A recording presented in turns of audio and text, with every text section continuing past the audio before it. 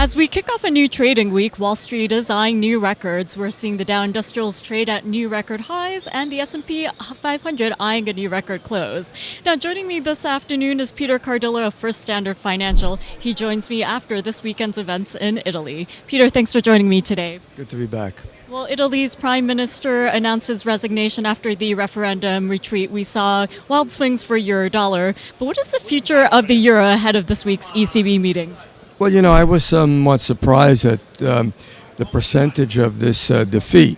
It was basically a landslide for the no vote. And I was quite surprised that, with the exception of Italy, stock market being down, that Europe and the U.S. took it in stride. In fact, we're seeing the euro actually up on the day. And I kind of think that this is the calm before the storm, because I do believe that this no vote is probably going to mean another renewed crisis in terms of the banking issue in Italy, which probably will spread through the rest of Europe, that is Germany in particular. And so I kind of think for now, the markets are saying, well, who cares?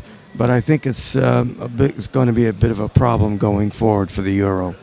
And Peter, before we move away from the Eurozone, I do want to ask about your expectations for the possibility of an early election in Italy. In terms of politics, what do you think will happen?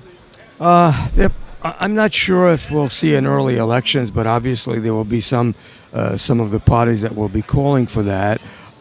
Probably we're looking at another possibility of a technical government being installed in Italy, and then, of course, elections following that.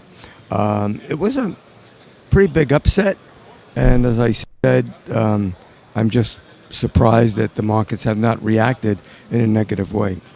Well, speaking of action in the markets, we're seeing oil futures elevated today. Earlier, WTI was above $52 a barrel. And as you said last week, if we do get an OPEC decision, oil futures will rally above $50. And we did get that production cut deal out from OPEC. So where do we go from here?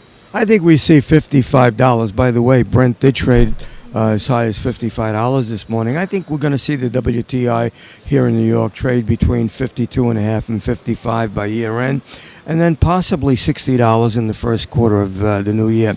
One of the biggest things that I think has caught this market by surprise is that a lot of the oil critics seem to be surprised themselves.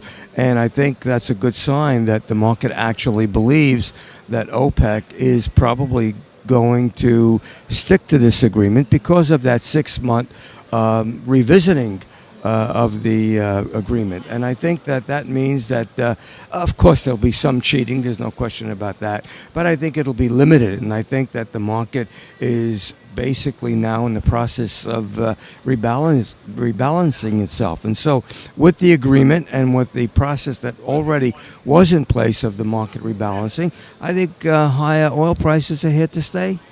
Okay, Peter. Well, thank you so much for joining me at the beginning of the week, and we'll see where we are next week when you join us again. Thank you. Pleasure.